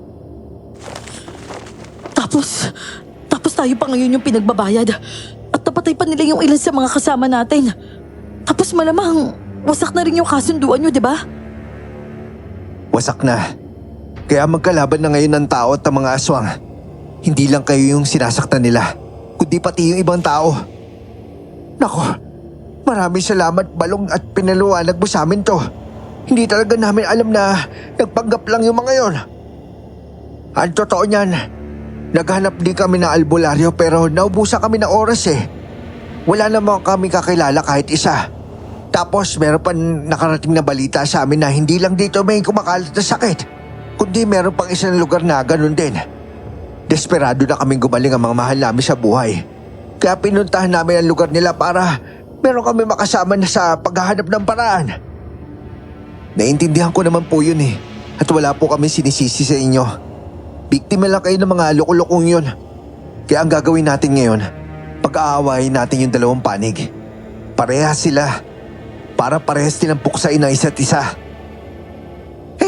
Paano naman natin gagawin yun? Kailangan namin yung tulong ninyo. Hindi sapat yung bilang namin na mangangaso laban sa kanila. Kaya ito yung balak namin. Kayo kasi yung sinisingil ng mga aswang dito eh. Bahagyang sumang-ayon si tatay sa alok ni Balong. Pero ramdam kong nag-aalangan na rin siya kung magtitiwala pa ba ulit. At isa pa, hindi mawala sa isip ko yung sulat na naiwan sa lugar na yon. At pagkaalis ni Balong, agad sinabi ni tatay sa mga kasama namin ang lahat ng sinabi niya. Marami ang nalumo sa impormasyong yon. Siyempre, sino ba naman ang hindi panghihinaan ng loob kung malalaman mong nililin lang at ginagamit ka lang pala? Grabe naman. Niloko lang pala tayo tapos nagamit pa para matupad yung gusto nila. Nagkamali tayo ng pinagkatiwalaan natin. Pero hindi rin natin pwedeng sisihin agad yung sarili natin. Napakapulido ng ginawa nila sa atin. Dahilan para maloko tayo. Pero tay, napapaisip din po ako eh. Paano kung binabaliktad lang din tayo ngayon? Binabaliktad? Paano namang binabaliktad? Nakakatakot na po kasing magtiwala, tay. Naalala niyo po ba yung nakasulat sa pader? Doon sa isang bahay doon sa lugar ni Namang Dante? Ang sabi po doon, di ba, huwag daw basta-basta magtitiwala. Tapos ngayon, humihingi rin sila ng tulong natin. Sinasabing daling lang tayo at ginamit. Paano kung ito pala talaga yun? Rosita, anong ibig mo sabihin? Ang ibig ko po kasing sabihin, tay. Paano kung hindi pala si Namang Dante ang nanlilin lang? Paano kung si Balong? Kasi di ba, nagkasakit nga si nanay. Tapos nung napasabog natin yung lugar ng mga aswang, gumaling siya. Parang pati ako, Chong, natatakot na rin magtiwala eh. Yan nga din yung iniisip ko ngayon. At saka may nakasulat nga talaga sa pader ng isa sa mga bahay doon sa lugar nila, Dante. Nakakalito na nga talaga ang mga nangyayari noon. Doon ko mas naintindihan kung gaano kabigat ang tiwala at kung gaano nakakatakot bitawan ulit. Lalo na kung baka magkamali na naman kami. Inayos na lang din namin ang nasirang bakod. Sabi pa nga ni Balong, hahanapin daw nila ang bagong lugar ni Namang Dante. Pero kami, patuloy pa rin nag-iisip kung sino ba talaga ang dapat pagkatiwalaan. Posibleng totoo ang sinasabi ni Balong. Posible ring hindi. At baka siya mismo ang nagmamanipula sa amin. Minsan nga naiisip ko rin, baka galing siya sa panig ng mga aswang at gusto lang niyang gumante. Ilang araw ngang yun lang ang laman ng isip ko. Rosita anak, isa lang na natin yung sinaing ha? Kanina mo pa yung ibinabad sa tubig eh. Tulala ka na dyan. Ay, ala. Oo nga po pala, Nay. Pasensya na po ah. Si Balong ba yung iniisip mo? Opo, Nay. Ang hirap po kasing magtiwala eh. Mas madali sana kung may malinaw na butas sa ginawa natin noon. Kasi malinaw naman yung dahilan ni Mang Dante. At may nakita rin naman talaga tayo. Pero posible rin namang tama si Balong. At wala ring butas sa mga sinasabi niya. Isipin mo, kayo lang ang pinapunta doon. At ni isa sa panig ni Dante, walang sumama sa inyo. Tapos, Nay, may mensahe pa sa pader ng isang bahay sa lugar na iniwan ni Namang Dante. Huwag daw basta-basta magtitiwala. Ay, ang hirap talaga, Nay. Nakakatakot talaga. Yun na nga eh. At habang tumatagal, lalo tayong napapahamak. Lalo na, kailangan nating magpasya. Dahil ang gusto ni Balong, pag-awayin yung dalawang panig. At ang isa pa dun, Nay, kailangan pa raw ng tulong natin. Tapos, paano kung si Balong galing din pala sa kabila, doon sa panig ng mga aswang? Eh, hindi nyo ba siya nakita doon sa lugar na yon? Eh, hindi po, Nay. Pero, hindi rin naman natin pwedeng maliitin yung mga aswang. Mahirap magkamali, kasi baka may mabawas na naman sa atin. Matagal nga kaming nagdalawang isip noon. Hanggang isang gabi, umatake ulit ang mga aswang. Pero iba ang paraan nila. May batang nawala. Nagising daw ang ina na wala na ang anak niya sa tabi niya. Kinuha ang bata nang hindi niya naramdaman dahil ginamitan siya ng pampahimbing ng tulog. At dahil doon, nagsilabasan ng mga tao sa amin. Lumabas pa sila mismo sa bakod para habulin ang mga aswang. Pero sa hindi inaasahan, may sumalubong sa kanila. Dala na yung bata. At ang mga taong yon, mga kasama ni Balong. At nandoon din siya. Naku, maraming salamat at nandiyan pala kayo, Balong. Akala namin matatangay na yung bata eh. Palagi kami nasa gilid, Manong Sobel. Binabantayan talaga namin yung lugar nyo. Kaya ganyan yung nagagawa ng mga aswang. Kasi kung wala kami sa paligid malamang, matagal na kayo nilusob. Ibig sabihin, napoprotektahan niyo talaga kami? Ganun na nga. Tukulin niya ng mga mangangaso. At nagsisimula na rin kasi naming silang hulihin. Kaya nag-iingat din yung mga yon. Kung ganun, maraming salamat talaga sa ginagawa niyo Nabawi namin yung bata dahil sa inyo. Wala yon. Mag-ingat na lang kayo sa susunod. At palagi kayo magbaligtad ng walis sa pintuan ng bahay ninyo. Malaking tulong yan para maprotektahan kayo. Walis? Ibabaliktad sa pintuan? Sandali nga. Para naalala ko yan sa mga matatanda namin noon Bakit hindi ko nga kaagad naalala yan?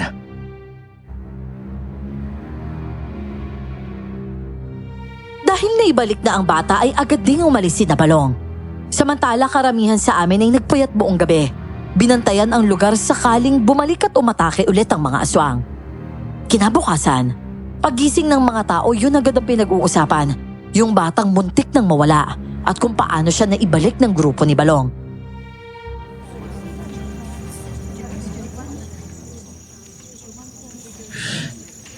Sila nga talaga yung mga ngaso na paulit-ulit na nagliligtas sa atin. Nabawi pa nga nila yung batang kinuha kagabi. Oo nga naman. At pansin ko rin naman kay Balong. Mukha naman siya mabuting tao. Parang si Mang Dante rin naman noon Mukha rin siya mabuting tao. Ganyan din si Aling Egay. Kahit aswang pala't nagpapanggap lang na mabuti.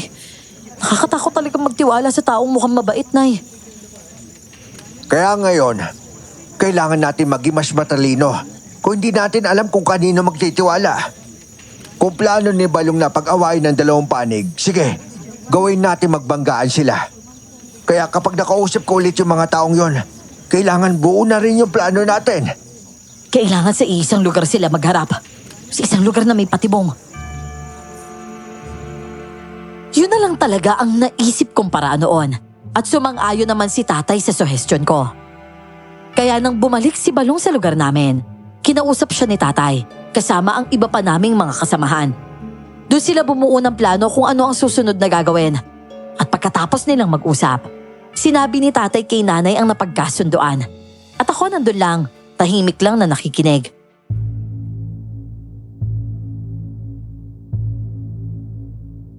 Natuntun daw nila yung lugar nila, Dante. Wala daw kaalam-alam sa mga nangyayari. Ang gagawin ngayon, ipaalam sa mga aswang kung nasaan sila. Medyo may kaunting sakripisyo lang ang kailangan. Sakripisyo na naman? Ano na namang isasakripisyo natin? Dapat may magsabi ng lugar nila, Dante. Doon sa mga aswang. Ipinakita sa amin ni tatay ang ginuhit na mapa. Maayos ang pagkakagawa. Malinaw, detalyado, at halatang may talento ang gumuhit. Pero nang sabihin nilang kailangan may magsabi sa mga aswang, bigla akong nawalan ng tiwala. Kinabahan ako. Natakot ako sa ideyang isa sa amin ang kailangan gumawa noon. Paano naman natin sasabihin sa mga aswang ang lugar nila kung ganyan nila tayo unti-unting pinatatamaan? Paano kung pagharap natin sa kanila, patayin na lang nila tayo agad? Kaya nga na hindi tayo basta-basta dapat magtiwala. Hindi porket pinakitaan tayo ng kabutihan, magtitiwala na tayo. Naranasan na natin yan Kunwaring tutulong, tapos sa huli, iiwan din tayo sa ere. Hindi ba iniwan tayo sa ere ni Mang Dante? Kasi yung dapat nagkaisa tayo, bigla nila silang umalis.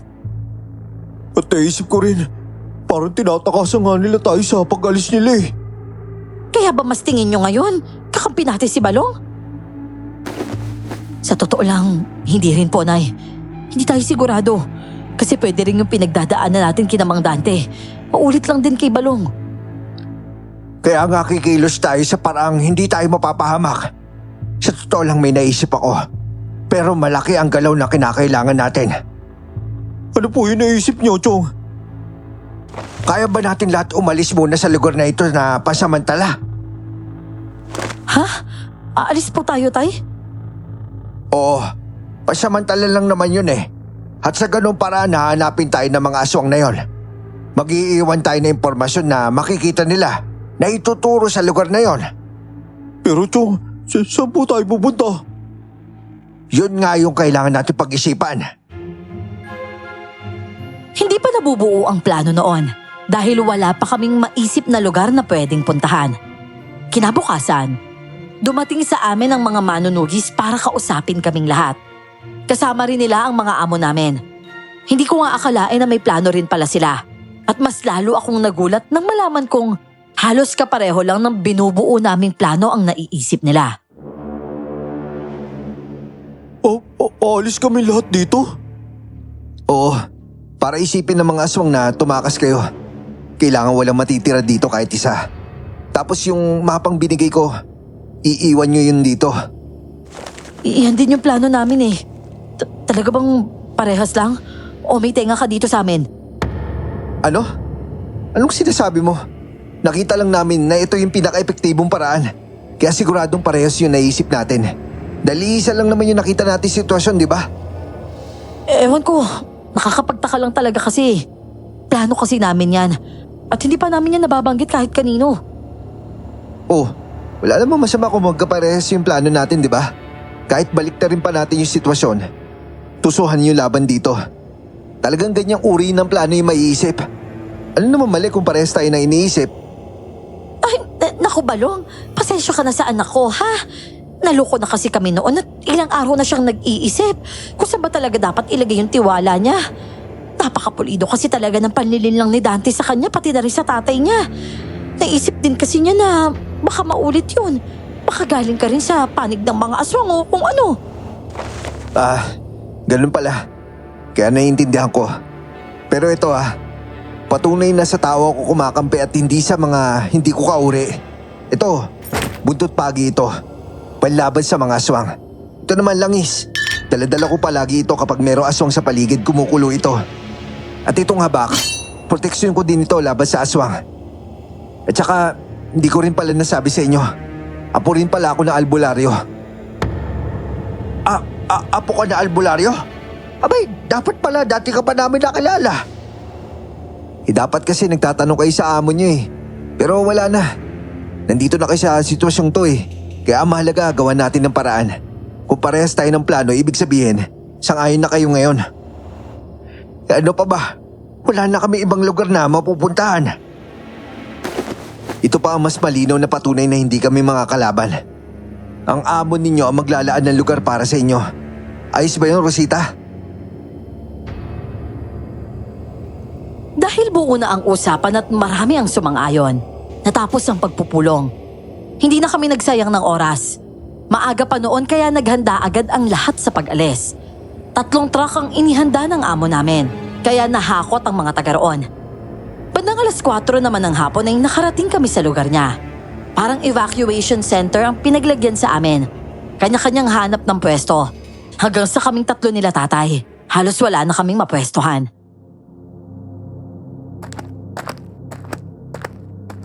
Tatay Sobel, ligtas kayo sa lugar na to dahil napapalibutan kayo ng mga mangangaso. Kung may susugod dito, kami muna yung harap bago kayo maabot ng mga yon.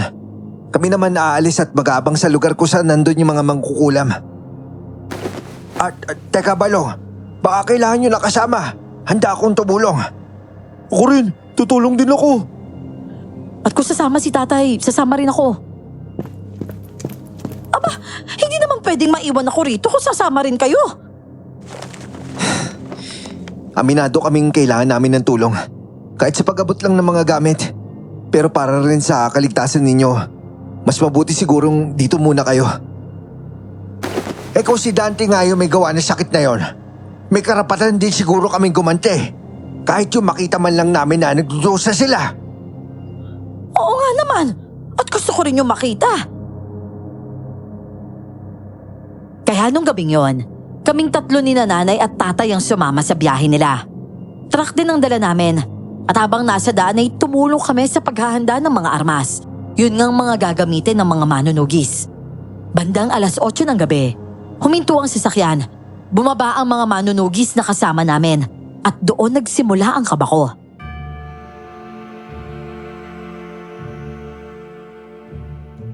Ang plano itatanim natin itong mga bombang to sa paligid ng lugar. Una natin pasasabugin daan ang tatakasan nila. At saka kung kailangan, yung papasok naman, depende sa takbo ng laban mamaya. Hindi ba nila tayo mararamdaman dito? Meron tayong mga pananggalaban sa pakiramdam nila. Kaya hindi, isang gabi lang to. Kaya dapat ngayong gabi mismo, mangyari yung pag-aaway nila. Sinunod lang namin ang plano. Hindi pa tanaw mula roon ang lugar ng mga mangkukulam.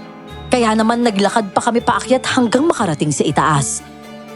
Pagtingin ko sa kabilang banda, doon sa may ibaba, may mga sulo na akong nakita. Madilim na noon, kaya pumuesto kami sa direksyong kabaliktaran ng sasakyan. Yung truck kasi ang magsisilbing patunay sa mga aswang na doon kami lumipat. Oh, ayan na. Kumukulo na yung langis ko. Nandiyan na yung mga aswang. Tama ka. Kumukulo na rin yung langis natin. Eh ano, wala pa tayong gagawin? Sila na ba talaga yan? Gumagalaw yung mga kugon dun sa banda dun oh. Ang liwanag kasi ng buwan. Sila na yan. Dire-diretso yung salakay nila kasi akala nila kayong mga tao yung nandun at hindi pa handa. Bibilis yung galaw nila. Halatang galit na galit. Magugulat na lang talaga yung mga mangkukulam. Naku Diyos ko, ayan na sila. Nakarating na sila. Pagbulusok ng mga aswang pababa ay doon nagsimula ang laban. Gaya ng inaasahan, umatras sa mga mangkukulam at dumaan sa parte kung saan kami nagtanim ng bomba. Doon na nagpaulan ng nagliliyab na pana ang mga manunugis na nakapwesto malapit sa lugar. Sumabog ang bahaging yon, kaya napatingala ang mga aswang at mangkukulam sa baba at hinahanap kung saan nanggagaling ang mga pana. Oh, ayan na. Aakit na yung mga aswang papunta dito. Ihanda yung mga bana. Alok na, ang bibilis ng mga aswang. Oh, sindihan ang mga bana. Nasa akin yung pansindi. Ito po tay, ako na yung magsisindi na to sa'yo. Bilisan mo. Mabilis silang umilos.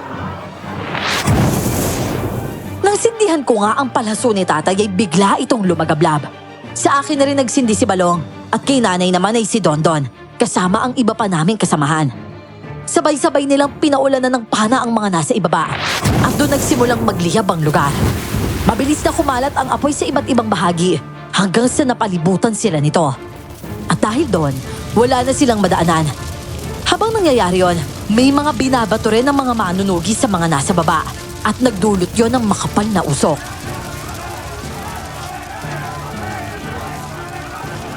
Ay, naku sandali! Yung usok na yan, kahinaan niya ng mga aswang, hindi ba? Oo, kaya sa pagkakataong ito, yung mga mangkukulam yung dehado. Pero hindi sila basta-basta makakabawi dahil meron mga nasugatan sa hanay nila. Oh, lumalag ka palap na! Umalis na tayo dito! Tara, balik na tayo sa truck!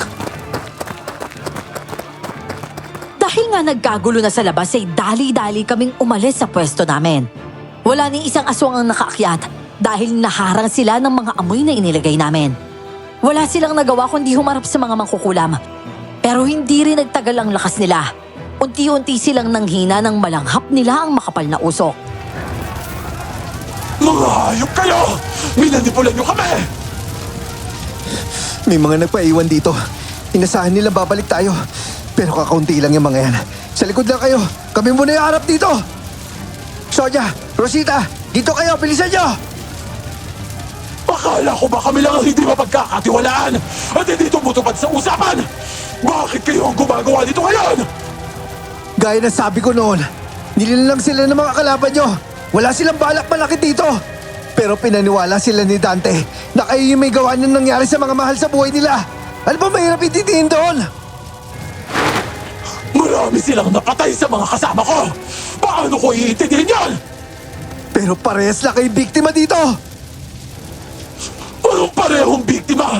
Eh, inulit nyo pa nga ngayon. Kaya wala na akong pakialam sa paliwanag mo. Kung ganon, tapusin na natin itong labang to! Ah! Sumugod ang mga manunugi sa mga aswang. Mabilis silang kumilos, habang kami naman ay naghanda rin para protektahan ang mga sarili namin. May dala rin kaming mga patalim noon, kaya nang may sumalakay, nagtulungan din kaming lumaban. Doon ko nakita ang aktwal na pakikipaglaban ni Balong sa mga aswang. Ang bilis niyang kumilos, halatang sanay at bihasa. Pinagtulungan nila ang aswang na kaharap niya. At nang tamaan niya ito sa buntot, bigla itong namilipit sa sakit. Ayok ka! Hindi mo ako kaya. Kung naniwala ka sa mga sinabi ko dati at pinalaya mo itong mga taong to, taibig na sana ulit yung buhay nyo! Hindi mo ba naiintindihan ang sinabi ko? Marami kaming nawala! Kailangan nila magbayad! Pues, kung ipipilit mo pa rin yan, wala akong magagawa kundi ubusin ang lahi mo! Bumangon din agad ang aswang at hinarap si Balong ng harapan. Kuko ang gamit nito, habang si Balong naman ay buntot pagi ang hawak. Pero dahil mas marami ang manunugi sa bahaging yon, hindi na kinaya ng mga aswang ang puwersa nila. Unti-unti silang nanghina at napaatras sa tindi ng laban. Wala kayong laban ngayon. Kakaunti na lang kayo dito.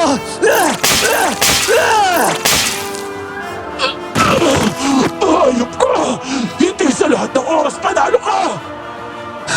Pero sa gabing to, ako'y mananalo at tatapusin na kita! Habang paulit-ulit na binabanatan ni Balong ang aswang na yon, kitang-kita ko ang pagdurugo ng braso niya. May mga sugatan na rin sa mga kasama namin at saktong nanghihina na ang ilan sa kanila nang muli na namang umulan ng mga pana sa ibaba. Doon lalong lumaki ang apoy at lalo ring tumindi ang gulo ng laban. Mamatay ka na! Paalam na sa'yo! Hindi ka na dapat nabubuhay sa mundo to! Wala na dapat ang lahi niyo! Hindi sa buhay ko natatapos ang lahat! Habang tumatagal, mawawala ang tiwala ng mga tao sa mga gaya namin! At para sa kanila, hindi kami totoo! At doon kami gaganti! Doon gaganti ang lahi ko! Kalahi mo lang ang matitira at mahina rin sila. Pero ikaw, dito, matatapos ka na!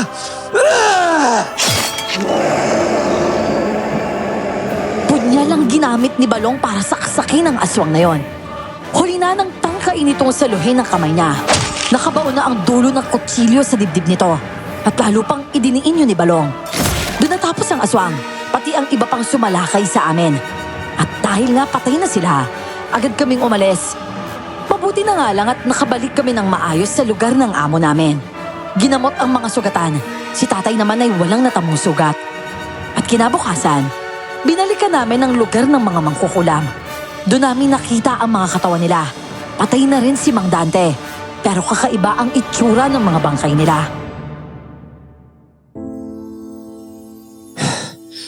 Ganyan talaga yung bangkay kapag sumobra sa paggamit ng itim na mahika. Parang nagiging kaparehas na rin sila ng mga aswang sa uri ng pamumuhay nila. Grabe no, parang hindi na rin talaga siya tao. Oh, ano? Tapos na ba talaga yung problema natin? Sa amin hindi pa tapos. Kasi hindi lang sila yung kalaban namin at meron pang iba. Pero tungkol sa problemang dala sa inyo, tapos na. Pwede na kayo mamuhay ng payapa sa lugar nyo. Balong iho, maraming salamat ha. At pasensya ka na rin kung medyo nagdalawang isip kaming magtiwala sa'yo. Ayos lang po yung Aling Sonia. Naintindihan ko naman po eh. At tama rin naman po na huwag kayo basta magtitiwala. Gaya ng mensaheng iniwan ko sa dating lugar ng mga mangkukulam. Huwag basta-basta magtitiwala.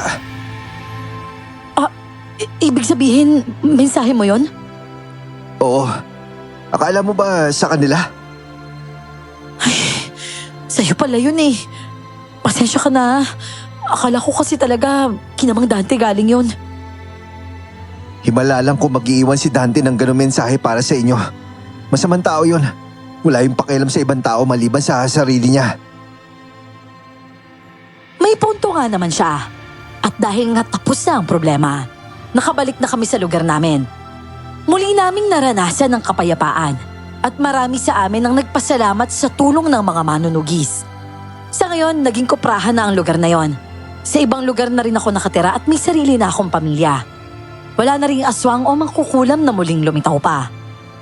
Hanggang dito ko na lamang po tatapusin ang aking kwento, Miss Clar at Sir Jay. Maraming salamat po sa pag-ere nito. Ako po muli ito, si Rosita, lubos na gumagalang.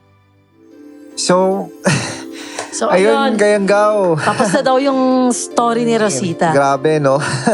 Ang ganda rin nung story ni Ma'am Rosita, no? Ano masasabi niyo sa story ni Ma'am? Parang- Comment kayo, Parang adventure no? Oo. Adventure. And guys, comment kayo sa kung na-feel nyo sa kwento, kung kamusta ba yung buhay ni Ma'am Rosita. And Kayanggaw, bago kami umexit, huwag nyo kalimutan i-hit yung subscribe. Lalo-lalo na yung like button. Lalo na kung nagustuhan niyo yung kwento natin. And guys, iwan na rin kayo ng comment. Oh, yun. Kasi Saka. yun yung mahalaga, yung pagkatapos ng story, yung comments. Kasi nakikita ni YouTube yun eh. Kaya guys, maraming salamat po. Thank you po.